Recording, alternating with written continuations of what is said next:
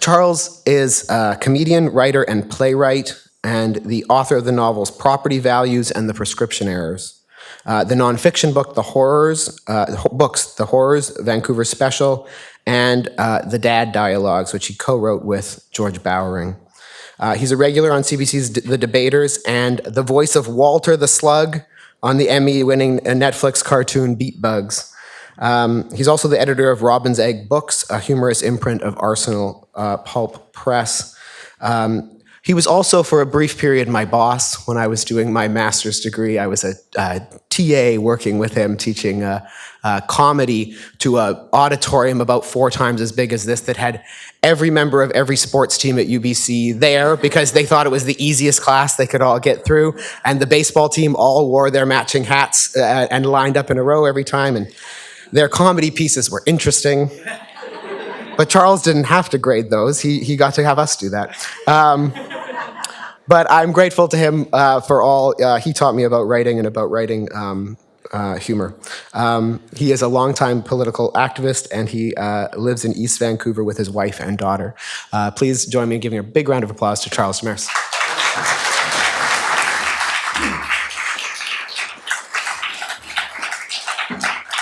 Thank you. It's such an honor to be here. And it's a privilege to be on Stalo territory, and I want to thank John again for getting us started in a good way. I have a couple of opening jokes here to break the ice, and they were written for me by Premier David Eby. He and I have moved to a barter system. Thank you if you didn't get that joke, it's okay. You just Google the news. I want to thank Rob and all of the volunteers and organizers at the festival for inviting me to be part of this. And I would also like to thank the Stellar Jays at CIVL Radio, Julia and Jocelyn, for having me on their show earlier this week to talk about the festival and my new book. I recorded that interview with CIVL over the computer from my place just as I was coming home from a yoga class. And right before we recorded the interview, I panicked because I remembered all the construction noise that would be coming from my end because they're tearing down the United Church building right next to our townhouse. And all I could think was like, oh, this is what everyone in the Fraser Valley already thinks of Vancouver. It's just that everyone's in yoga pants and you can't even hear people talk over the sound of all the churches being demolished. But I wanted to make a good impression here because I have a very strong affection for UFV. Because one of my best friends in the world, my daughter's godfather, and someone who's been in my life for 40 years now, is a man named Dr. Ian Roxborough-Smith. And Dr. Roxborough-Smith is here tonight. That wasn't him who wooed. But Ian's master's and PhD were in American history. And so I, as his friend, had always resigned myself to the idea that I was going to lose him to the United States. And some of you here will know that instead he was hired to teach history right here at your school. And though I know that that was not for me, I do appreciate it. And the last thing I want to say before I get to the specific substance of my keynote here is how humbling it is to be sharing the stage with Evelyn Lau tonight. As a Vancouver writer who works in multiple forms and genres, I consider myself to be very happily surfing in Evelyn Lau's wake. And I wish I could remember exactly what piece I was reading, but years and years ago, I read a line of Evelyn's describing the pearly waters under the Burrard Bridge. And it was one of those miraculous moments in a reader's life where something you've seen since the day you were born is described for you in just totally new language that captures perfectly what you've always recognized. And that has stuck with me from the moment I read it, for many, many years now. I will strive to be halfway as edifying tonight, but I want you to set the bar relatively low because I'm going to focus on mood swings and underpants. Those are the themes that I'm hoping to capture. The logic behind which is 3 days ago, I published a book about Canada, and I thought tonight would be a good time to talk about why and some of my thinking behind doing so. One of the most critically acclaimed English language films of this past year has been P.T. Anderson's One Battle After Another, in which Leonardo DiCaprio and Benicio del Toro, amongst a whole host of others, play a slew of 20 teens direct action radicals now faced with the tightening vice of counter-revolutionary conservative terror. There are, throughout the film, many blood-chilling close-ups of sunburned white men with crew cuts, wielding all the power of the state with wild abandon. In this present moment, it all cuts very, very close to the bone. I saw the film, although I haven't had a chance to read its source material, Thomas Pynchon's 1990 novel, Vineland. The book is centered instead around 1960s radicals in 1984, a year with obvious political, literary import, but also the year of Ronald Reagan's landslide, right-wing, electoral reaffirmation. Reagan, of course, was first elected in 1980, which was also the year of the first recorded appearance in popular culture of the boxer brief. It was worn by Richard Gere in the film American Gigolo, but we'll get to that. Reagan was elected on November 4th, 1980, 3 days after Dr. Roxborough Smith was born, 4 months after I was born. We were born and spent our childhoods in the era of what author Susan Faludi called backlash, what the kids on the internet today more euphemistically refer to as a vibe shift. It was a backlash against feminism, backlash against the Black civil rights movement that Dr. Roxborough Smith teaches students about here at this university, backlash against the idea of a state oriented primarily towards meeting the material needs of its working and middle-class citizens. Growing up in the 1980s was uncanny, and here's an image that I think gets a long way towards capturing what it was like to be a kid back then. Years ago, I went down a bit of a nostalgia rabbit hole on YouTube one night, and I found myself watching videos about the history of Chuck E. Cheese. Chuck E. Cheese really could get its own keynote address.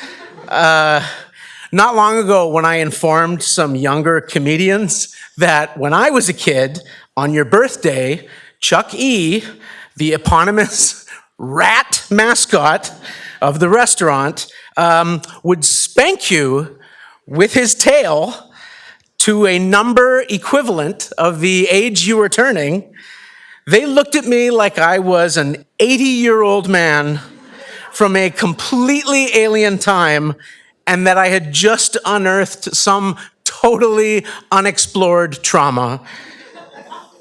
But that was Chuck E. Cheese.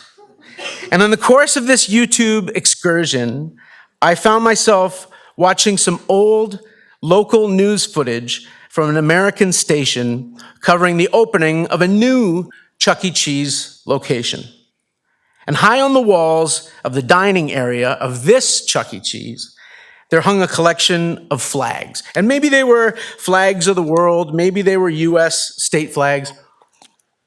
And among these flags, in the Children's Birthday Arcade Pizzeria, hung the Confederate flag. And I genuinely think that particular image, a Confederate flag hanging in a Chuck E. Cheese, captures what it was like to be a kid in the 1980s more perfectly than anything I've ever seen. For grown-ups, I think the mood was ably captured in the words of Tim Robbins's fictional right-wing folk singer turned Reaganite politician, Bob Roberts, in the 1992 film of the same name, whose rebuttal of Bob Dylan's immortal "The times they are a-changin" ran, "Times are changin' back." The same year Bob Roberts was released, 1992, the rapper and aspiring actor Mark Wahlberg, then more popularly known as Marky Mark, appeared in a widely celebrated and very popular fashion spread in which he wore nothing but a pair of Calvin Klein boxer briefs. But we'll get to that. Times change, they change back. This past week, Liberal Prime Minister Mark Carney gave the country its first peek at his budget. And in fact, today it got through its second vote. Carney's predecessor, Justin Trudeau, was first celebrated and then largely mocked for having once answered a reporter's question by giving the rationale, because it's 2015, as opposed to saying anything more substantial. This rhetorical move has become known derisively on the internet as the argument from the current year. But the rationale for huge chunks of Carney's budget may as well be because it's 2025. Why isn't there adequate funding for clean water to every reserve in Canada? Well, for roughly the same reason the party pretended it was going to end all boil water advisories 10 years ago. Liberals can read polls. There's been a vibe shift. Lost in the backslapping around the floor crossing of MP Chris D'Entremont this past week has been the vertiginous fact that just before Remembrance Day, a guy who felt comfortable running with Pierre Poilievre at St. Patrick's Day now feels comfortable joining a party that last Christmas most Canadians considered twinned with Jagmeet Singh's NDP. 7 Conservatives crossed the floor to join the Liberals while Jean Chrétien was leader. 3 under Paul Martin. 1 under Justin Trudeau. Times change. What does it mean? As Dr. Roxborough Smith and I were moving into our tweens and teens, after the heat of the 1980s and into the 1990s cool of the Clinton, Chrétien, Boris Yeltsin years, and Francis Fukuyama's abortive end of history, the pendulum was maybe the go-to metaphor, not to say cliche, for expressing overconfidence in Western liberal democracy. The pendulum will swing back the other direction, someone's self-assured dad would say. Or if he were worked up into a lather, he might opt for the critical declarative, the pendulum swung too far. In those days of easy confidence in free market solutions, this was just another expression of the broader faith in self-regulation. Left to its own devices, society would never get stuck in a particular ideological or political or even economic corner or rut.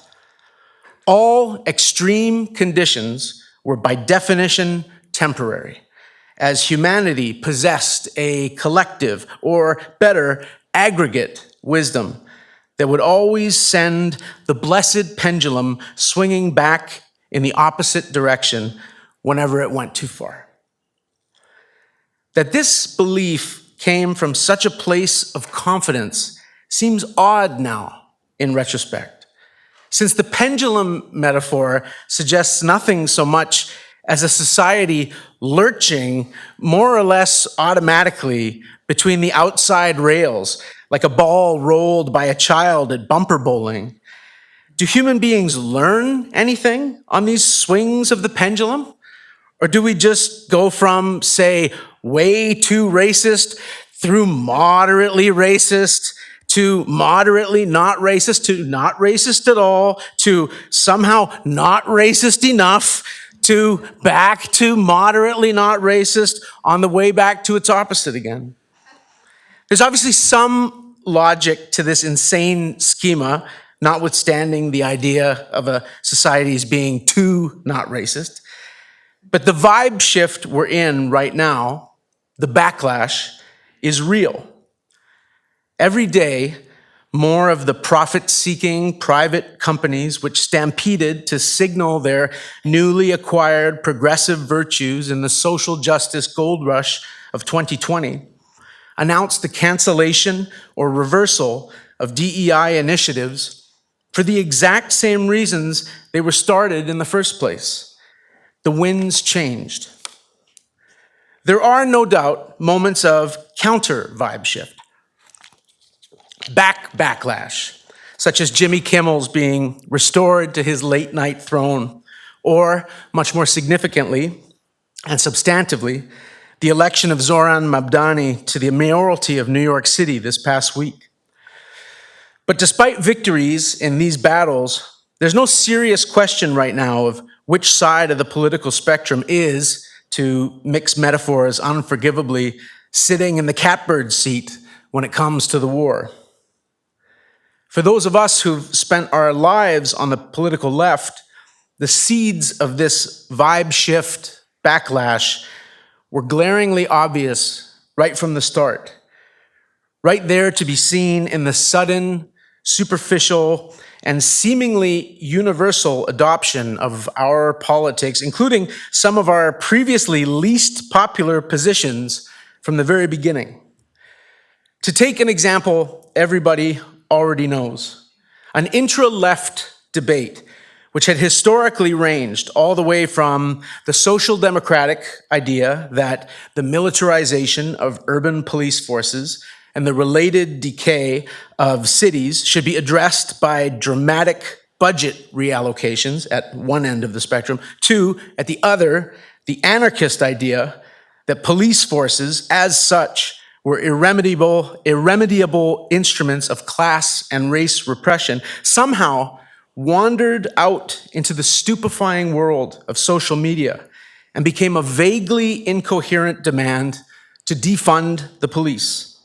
Defund partially? Defund absolutely? Nobody knew for sure. Today, no one takes credit for this now toxic slogan in the midst of a very big billy club swing in the other direction.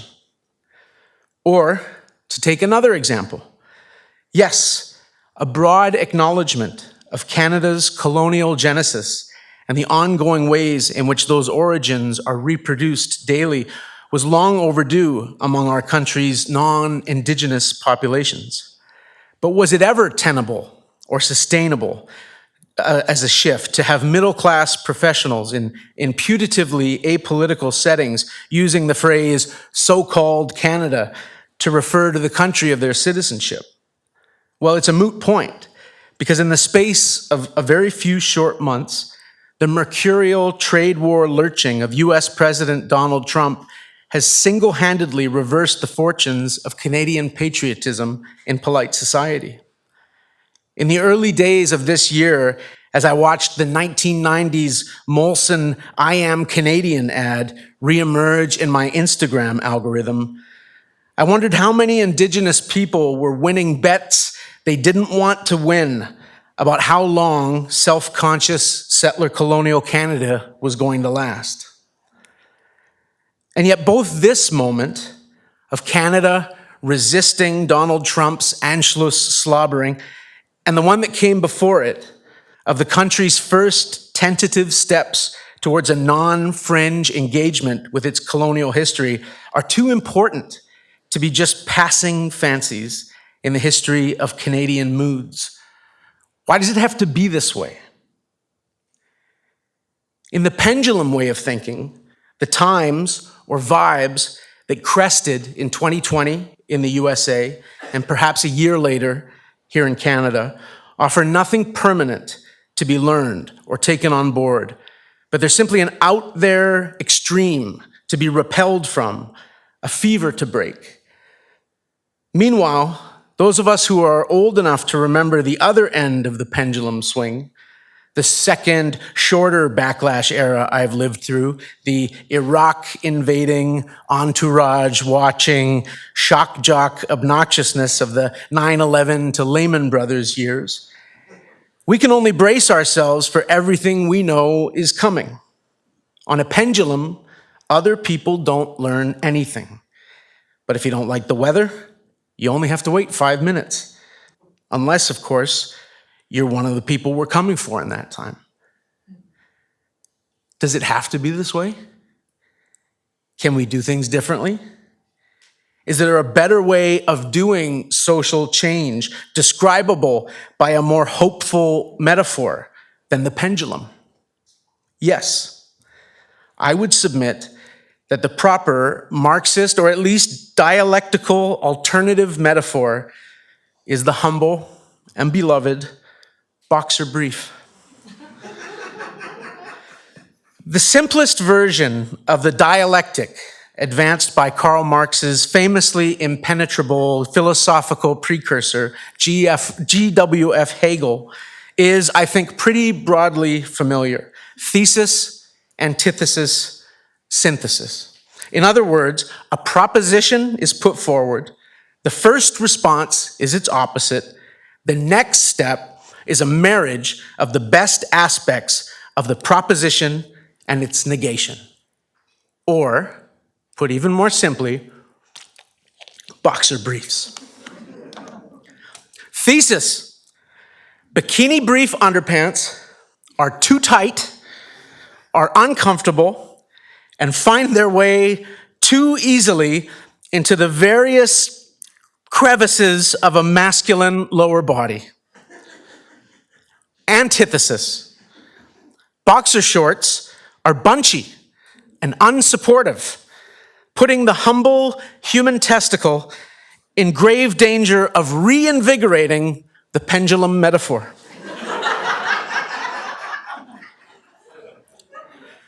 Synthesis: boxer briefs are very clearly the best of both worlds, providing comfort as well as support, housing without imprisoning their precious content.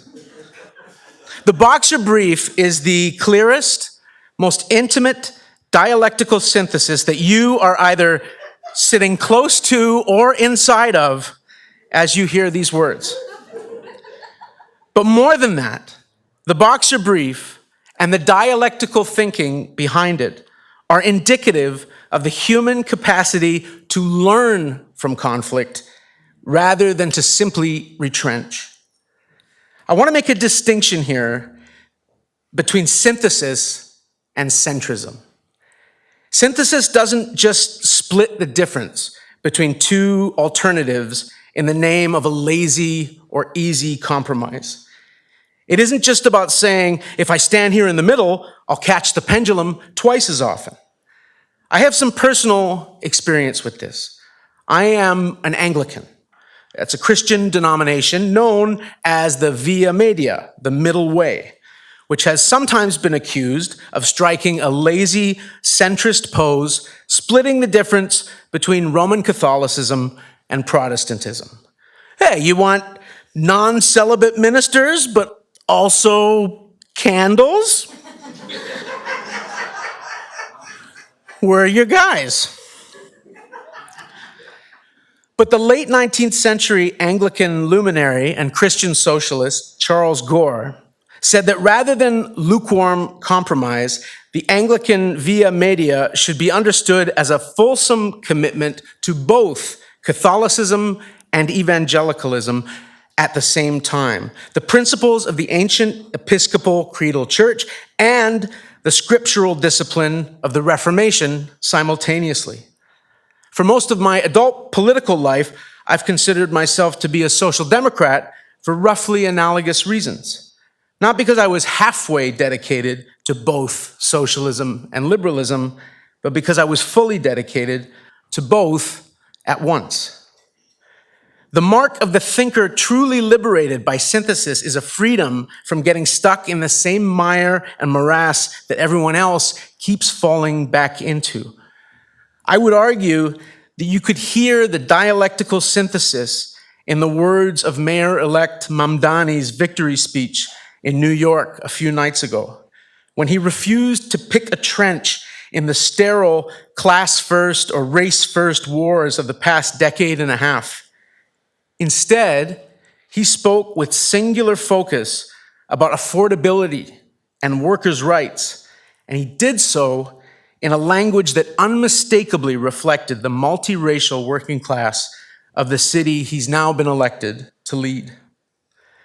And here in Canada, rather than wild pendulum swings between wondering whether this country is something to be celebrated or something to be condemned, whether Canada Day should be canceled, or whether we should all pile on anybody who plays fast and loose with the lyrics to our national anthem, we can instead insist that what the country has learned about itself over the past decade and a half, the years of Idle No More and the Truth and Reconciliation Commission report and the ground-penetrating radar confirmations of memory and oral history at the sites of residential schools, can never be ignored or forgotten. That really to love a place requires both knowledge and honesty, and that precisely because Canada is worth redeeming, it has to atone and make amends. As we're threatened by the American giant, we need to remember that it's been when we most try to be like that American giant, to be a singular, monolithic nation state, rather than a commonwealth of peoples based on treaty and plurality, that we have committed our darkest crimes. One of my favorite political aphorisms, or aphorisms generally, is the old, "Even a broken clock is right twice a day." But with each passing year, that metaphor is less and less evocative, as fewer and fewer people look at any analog timepieces anywhere in their lives. Well, that goes double for the pendulum. But in that case, the loss of the simile will actually liberate our thinking. It will allow us to move beyond the tit-for-tat, back and forth that isn't good for anyone who doesn't own a proprietary, conflict-driven social media algorithm or a frothing radio call-in show. Now, if I really had the courage of my convictions, and if I owned a pair of tearaway track pants, at this point in my remarks, I would dramatically snap them off to reveal the boxer briefs that I've been wearing this whole time. I'm not going to do that, but for the record, they're man-made boxer briefs, a Canadian company. Thank you very much.